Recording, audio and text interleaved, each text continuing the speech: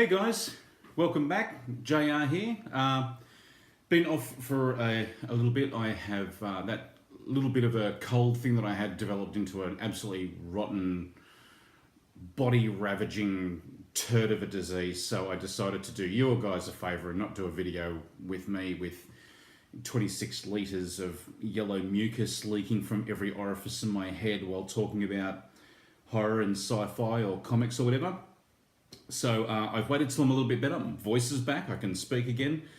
Still coughing a little bit, but that's beside the point. What we're doing today is I'm just going to have a little bit of a look at some Doctor Who stuff. The reason being is that Doctor Who magazine has reached its 500th issue. Now that's apparently a Guinness Book of World Records record, which is pretty amazing for a magazine based on a TV show to be going for as long as it has. It didn't cease publication through the 18 months that Doctor Who was cancelled. It was on hiatus during the 80s. And then for the, 9 years that it was not on TV between Paul McGann and Christopher Eccleston. It's pretty amazing. I always think that Doctor Who really does sit right in with horror movies and stuff, even though it's a science fiction show and initially was developed as an educational show which was supposed to show a guy going through human history. I really think it's a horror show. I mean, it's the monsters and the things and the alien invasions and these guys and all of that sort of stuff. This show is about fear, which is what horror is about, and this show is about fear of invasion, about fear of losing your personality, about fears of losing your individuality. I have always loved this show. I almost think of the Doctor as almost a third parent. I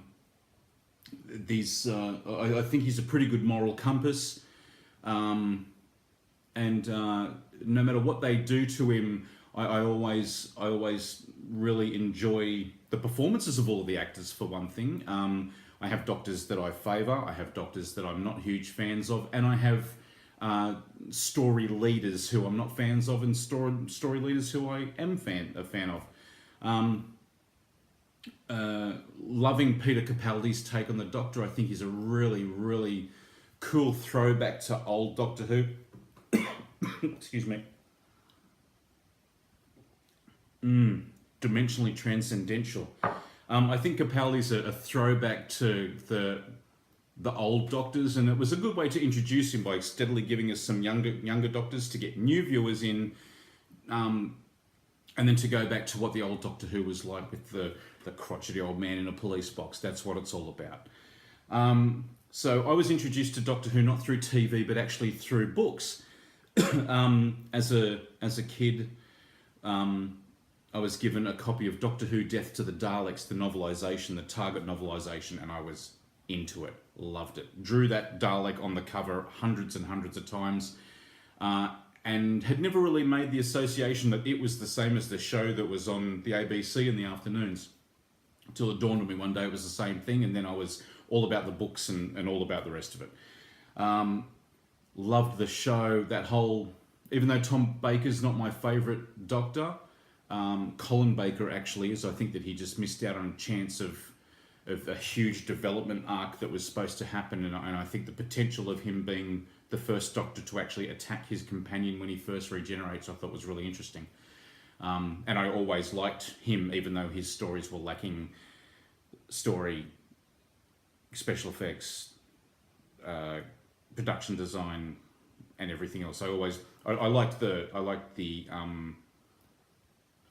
the synergy between the Doctor and Perry, and Perry being hot didn't hurt either. Still love you, Nicola Bryant. Hi. Anyway, so one of the oldie things that I've got is this, that I've still got is this. It's a well-loved and well-read copy of The Making of Doctor Who. Now this came out during, as you can see, Tom Baker's tenure. This is a Target book like the novels that I told you about. And it really sort of gives a basic rundown of what Doctor Who was all about. It's really cool, and it goes through some of the companions and the regulars and stuff like that, and has a little thing where they go through and actually list the episode. There's an episode guide in there as well. And this is probably a first for for Doctor Who. It really, I mean, these sorts of dictionaries came out more and more often as people tried to create a timeline of what the Doctor was all about. Have always loved that book. It's like, no matter how much these things are updated and all the rest of it, no matter how much we hear that the Doctor's real name's Theta Sigma, and they're not, I can't get it. This book is just awesome. Anyway, from this book comes this from D&K. These character encyclopedias D&K have been doing for ages. They've done for Marvel Comics, for DC Comics, for Star Wars, Pirates of the Caribbean, Alice in Wonderland ones. I've seen them all. This Doctor Who one, so this is like more like a, I don't know if you've ever seen a Marvel official handbook to the Marvel Universe or a DC Who's Who. But it's kind of like that. They show a picture of the character and then go through and just tell you a little bit about them. Yeah, I've always thought that this was a great way to sort of introduce people. There's Perry. We love you, Perry. So this is more like one that was made for a younger audience. It just gives you a real brief rundown of what each character's like.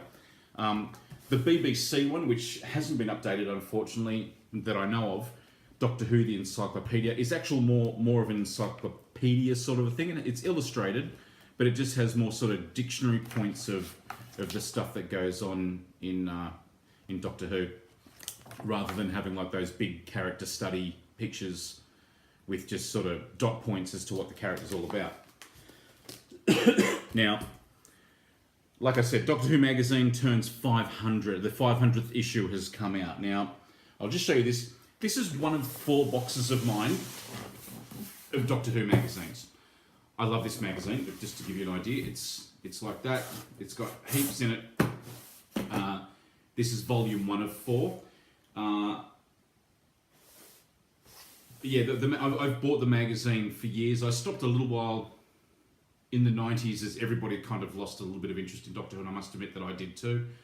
But it was the time that I was getting married and we had our daughter and all the rest of it, so those sorts of things do tend to go by the wayside. The first issue I ever got of Doctor Who, though, was this one, with Colin Baker on the cover, and again, the gorgeous Perry.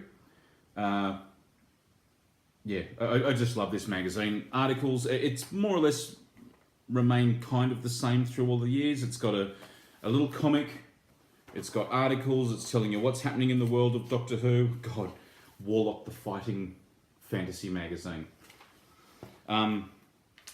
Yeah, these are really cool, and I treasure these magazines. I really do. I mean, like I said, this is 89. It's not the earliest one I've got. It was the first one I've got, but I have bought others since then to try and fill in. I don't think I'll ever have a whole set, unfortunately, but that was the first one I ever got. I think I've got my earliest ones like 49, which is a mid-70s one. It was a weekly and then it became a monthly. Anyway, so issue 500 came out in Australia this week. Unfortunately, price point $28.99 for the sea freight copy in Australia. Now you might find this in your friendly local news agency or your unfriendly local news agency. But it's a pretty cool little package. This is a little bit damaged, mine, unfortunately. But let's have a look at what's inside, shall we? So in here we've got, so this is an art card that apparently is the first of a series. This is based on the Iron Legion comic that was in an early Doctor Who monthly. It was probably a Doctor Who weekly. Actually, issues 1 to 8, so it was a Doctor Who weekly. Written by Pat Mills and John Wagner, and artwork and lettering by Dave Gibbons. You'll probably know those names from 2000 AD and The Watchmen and stuff like that. And of course, these sorts of things also can never go past without having a little ad as to where this one comes from. But that's a cute little thing to have in it. A big page of stickers.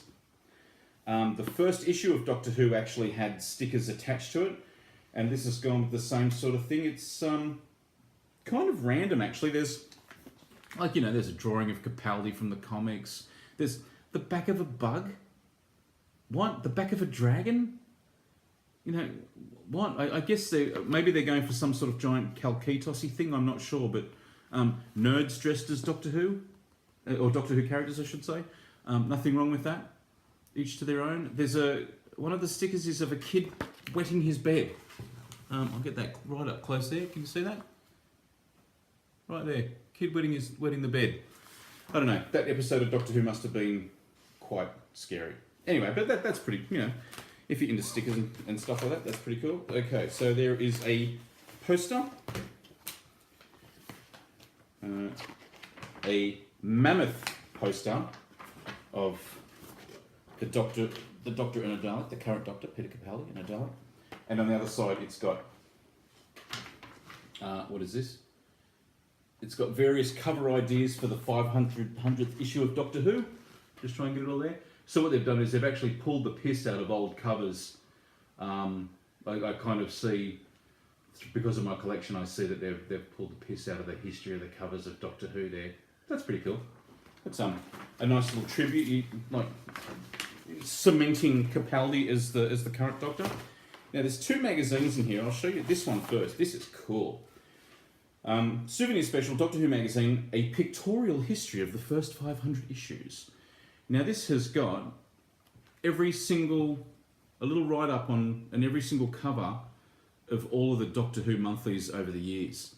That's cool. Oh look, that's the cover of Death to the Daleks, novel that I loved. I swear I didn't set that up. But yeah, so it's got, I can just sort of flick through this and go, got it. Well, after like page 10 anyway, I can flick through and do that. But yeah, so it goes through and it shows all of the stuff that happened, the covers that were multiple cover ones like that. That's pretty cool. I like those sorts of collector's editions. I've got a bunch of those as well. I've got like the Sounds of Doctor Who and stuff like that. I've even got a really cool vinyl edition of one of Sylvester McCoy's stories, Ghostlight, which is it's 80s synth, but if you like 80s synth, it's good 80s synth. P.S. If you've never heard of the band Voyager, the E's are 3, look them up on iTunes. They're awesome, kind of John Carpenter-y, Doctor Who sort of soundtracks. So anyway, back to reality. This is the 500th issue of Doctor Who magazine. Now, they have well and truly had a bit of fun with the very first issue at all, even down to the weird mouth, bishop mouth, whoopsie, sort of a mouth that they've both got on there. Yeah, it's pretty cool, and it's a standard sort of stuff, but they go through with, apparently there's a Doctor Who colouring in book coming around. I don't get adult colouring in books, but that's just me. Adult colouring in. It's Doctor Who, I'll probably buy it, idiot. But yeah, so it's got it's got a cool interview with Tom Baker and all sorts of stories and stuff in it. Some TARDIS log and stuff like that. But yeah, so as I said, right now, what's called in Australia the air freight copy of this is out, $28.95. It's a massive kick in the financial balls. But if you're a Doctor Who fan and you don't buy this, you're going to regret it. In about 6 to 8 weeks' time, there will be what they call a sea freight copy. The sea freight ones are generally about $6 or $7 less. But am I waiting for that? No. Why? Because it's Doctor Who. Anyway, I hope you enjoyed that. Thanks for watching. I'll come back with something horror again next time. I keep promising that. I swear I'll do it. But yeah, happy birthday or congratulations to Doctor Who magazine on your 500th issue. And the To Watch Pile, don't forget to come and visit us, www.towatchpile.com, and I'll catch you next time. Thanks for watching. Bye.